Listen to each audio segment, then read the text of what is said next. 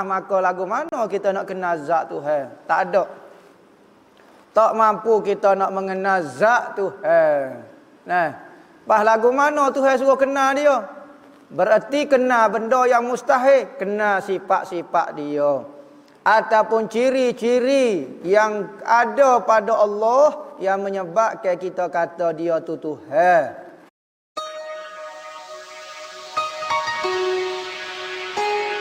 Dia kata, hai saudaraku bahawasa, awal-awal yang wajib atas tiap-tiap mukallaf itu, apakah benda yang paling pertama sekali dibuat?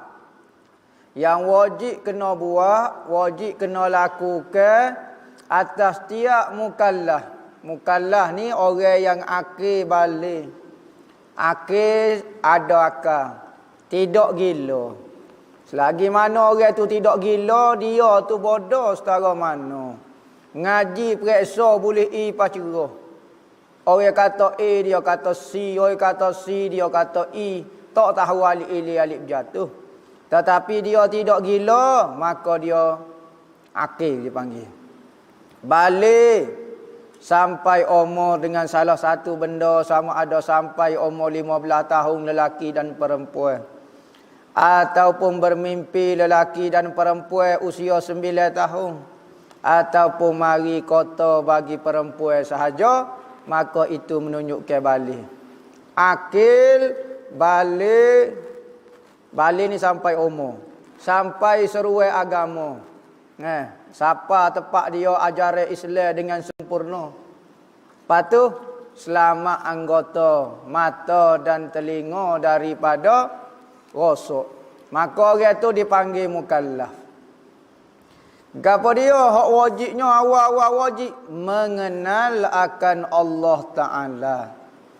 Apa maksud kenal Allah Taala? Yakni mengenal sifat Allah Taala. Zat Tuhan tak tahu. Laisa kamislihi syai'.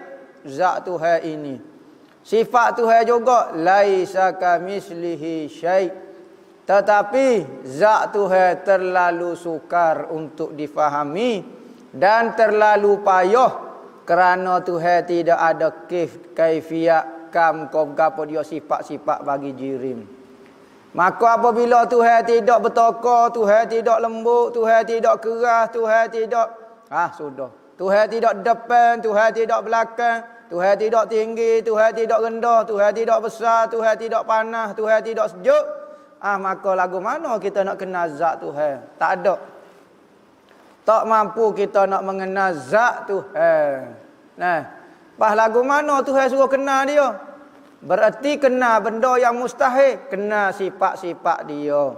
Ataupun ciri-ciri yang ada pada Allah yang menyebabkan kita kata dia tu Tuhan. Kenal hak tu, belajar hak tu. Kenapa kita sebut la ilaha illallah? Tiada Tuhan yang sebenar, hanya Allah Taala sahaja Tuhan yang sebenar. Apakah ciri-ciri yang ada pada Allah yang menyebabkan kita kata dia Tuhan yang sebenar? Tu kenal akan Allah, bukan kenal kun huzat. Keadaan hakikat zat Tuhan tidak dapat dikenali. Hak tu Tuhan pun sendiri pun tak suruh kenal. Kerana Tuhan itu laisa kamislihi syai', mukhalafatuhu ta'ala lil hawadis. Tuhan tu berlainan dengan benda baru. Kita dok fikir benda baru tu duduk depan, duduk belakang, duduk kanan, duduk kiri, duduk dalam alam, luar alam. Tak, Tuhan bukan gitu berlaku. Sudah. Kenal sifat dia saja, ciri-ciri yang menyebabkan dia dipanggil Tuhan yang sebenar. Tu kenal, maksud kenal dia. Bukan kata kenal zat dia, tu tak usah capuk. Dalam hadis kata tafakkaru fi khalqillah wa la tafakkaru fillah fatahlik. Berfikirlah mengenai kejadian makhluk-makhluk Allah. Jangan berfikir mengenai Allah kerana kamu akan binasa hancur pun kamu tidak akan faham mengenai Allah.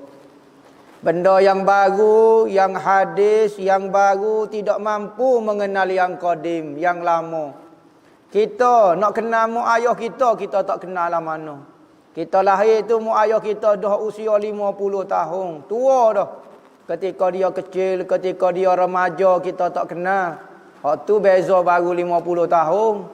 Maka kita tak kenal dah ayah kita ketika dia baby lagu mana.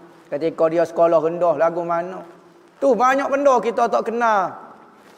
Maka Tuhan yang qadim tidak dapat dipahami oleh makhluk yang hadis. Yang baru. Dan iaitu bahawa kita ketahui. Apabila tahu pakai jolos lalu, tak? Apabila kita tahu saja, kita kena buat iktikad. Dan kita iktikadkan. Dan kita percaya, dan kita yakin, dan kita naik saksi. Banyaknya nak kau naik saksi ni. Kan pertama kita kena tahu.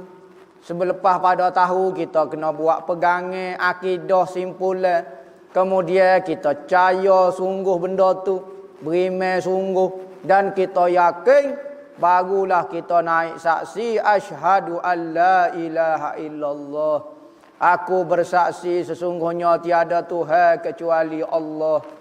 Kita bersaksi ni selepas daripada kita yakin, selepas daripada kita tahu. Maka tahu daripada mana? Maka sunnatullah buat, nak tahu ni mesti kena belajar.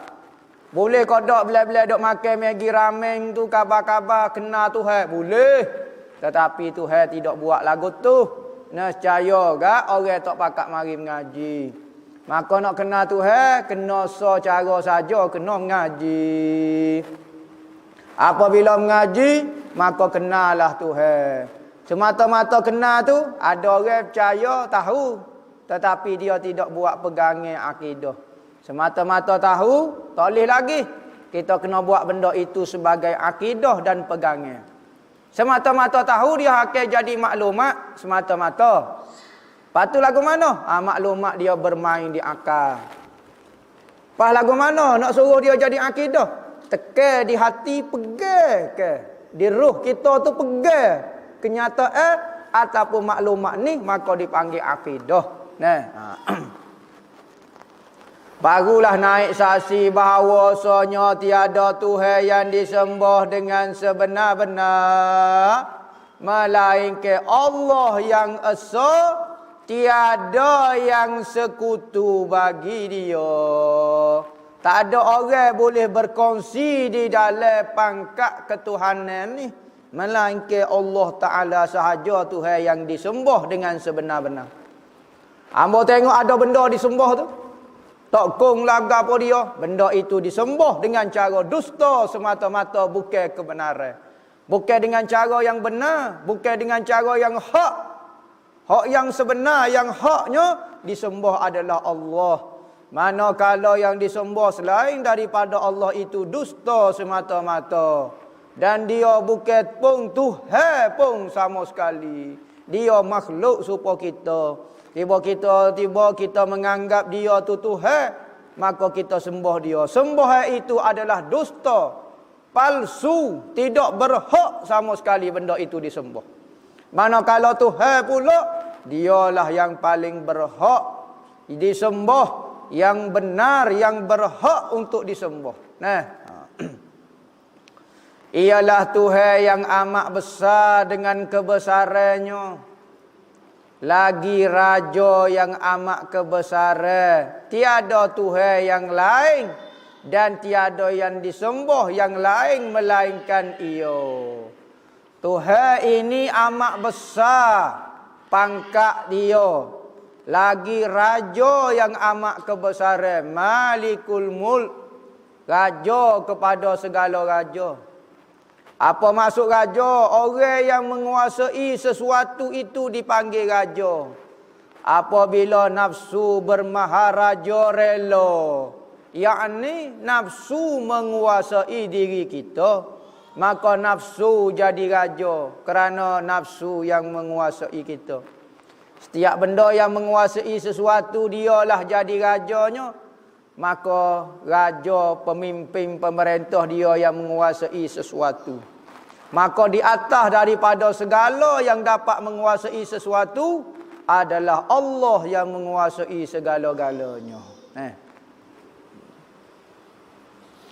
Kita baca bira nombor 3, mengenal Allah. Qauluhu, mengenal akan Allah Ta'ala.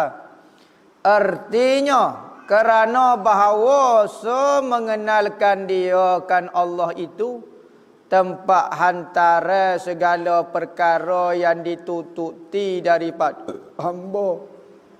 Maka tidak sah sesuatu yang wajib dan yang sunat melainkan kemudian daripada mengenalkan dia kan Allah Subhanahu wa Ta'ala. Tidak sah benda wajib, semaya wajib, puasa wajib, sedekah wajib, haji wajib. Gapo-gapo wajib tak sah kecuali kena kenal Tuhan dulu. Benda sunat pun tak sah, semaya sunat, puasa sunat, zakat sunat, haji umrah sunat pun tidak sah kecuali selepas daripada kenal Allah, lepas daripada kenal Tuhan. Sah akidah barulah kenal. Apabila kenal maka barulah sah. Kerana apa? Kerana kenal itu tempat hantara matlamat segala perkara. Tujuan kita hidup atas muka bumi bukan nak menggerakkan tubuh ni saja, nak akak tangan, nak rokok. Bukan tu matlamat dia sebenarnya. Patut matlamat daripada semaya ke apa? Nak berkenalan dengan Tuhan. Matlamat daripada puasa ke apa dia? Nak berkenalan dengan Tuhan. Matlamat buat haji nak ke apa dia? Nak berkenalan dengan Tuhan. Maka berkenalan dengan Tuhan itulah matlamatnya. Maka apabila orang kenal Tuhan, maka dia akan letak dahi dia di lantai. Kerana dia rasa tak ada lah tempat dia boleh minta tolong. Raja kepada segala raja yang memerintah adalah Allah. Maka minta tolong dengan Tuhan. Maka apabila dia rasa dia ada Tuhan, maka dengan mudah dia akan waktu bik pitih dia, waktu bik zakat, waktu bik haji. Apa? Kerana dia kenal Tuhan. Ketahui maka diketahui daripada demikian itu. Tiada harus bagi yang awal mengaji seperti martabat 7 kerana ia belum mengenal akan Allah dan bagai yang wajib atasnya Ta'ala. Maka katanya pengarang kata, orang awam, yakni orang-orang biasa, jangan duduk belenyar gaduh nak mengaji ilmu martabat 7. Bukan mutabak tu kuih, mutabak 7 putih. Bukan martabat 7, yakni peringkat yang 7. Apa dia punya ilmu martabat 7? Yakni ilmu kejadian makhluk yang dilalui makhluk ini sehingga terzahir lagu ni. Terzahirnya kerana 7 martabat. 7 martabat barulah zahir lagu ni. Contohnya kita buat jasad kita, martabat, martabat jasad. Maka tinggal ruh, cabut ruh gini, cabut, maka dia ada 7 martabat. Maka inilah kejadian makhluk terdiri daripada 7 martabat. 3 martabat, martabat ketuhanan. 4 lagi martabat makhluk. Tuhan pada masa tu semata-mata Tuhan. Sebelum wujud segala kejadian, segala bentuk, segala rupa, maka Tuhanlah semata-matanya. Maka berpindah-pindah, maka barulah terzahir lagu ni. Bukan kata Tuhan ni, makhluk, kita makhluk.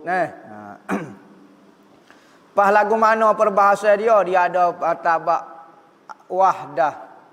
Ya ada martabat ahdiyah, wahidiyah, wahdah. Ahadiyah, wahidiyah, wahdah. Patu martabat ruh. Martabat apa dia? Martabat ruh. Martabat Oh, tak ingat dah mari. Martabat ruh, martabat ala ruh, ala misa, ala ajsa. Ala ruh, ala misa, ala jasa dan ala insanul kamil yang menggabungkan 7 benda. Nah. Hak tu pengajian tauhid juga. Ya. Tetapi tauhid cara perbahasa ilmu tasawuf. Nah, hak ni perbahasa menurut ilmu usuluddin. Katanya pengarang mengaji hak ni dulu, hak mudah ni dulu, ngaji hak lepas ke fardu ain menurut ilmu usuluddin tu dulu. Maka nak mengaji ilmu tauhid menurut martabat 7 ini adalah pengajian dan syarah yang tinggi.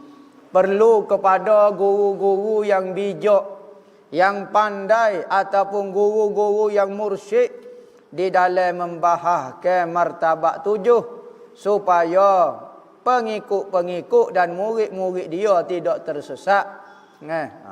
Kalau silap sikit maka jadi sesatlah manusia. Jadi kena huraya dia tinggi. Ya. Pengajian tauhid. Ya. Betul. Ya. Ada orang tolak martabat 7 ni dia kata Syiah lah, ajaran sesat lah. Tidak. Martabat 7 ni ajaran Ahlus Sunnah wal Jamaah juga. Cuma perbahasa dia menurut tasawuf.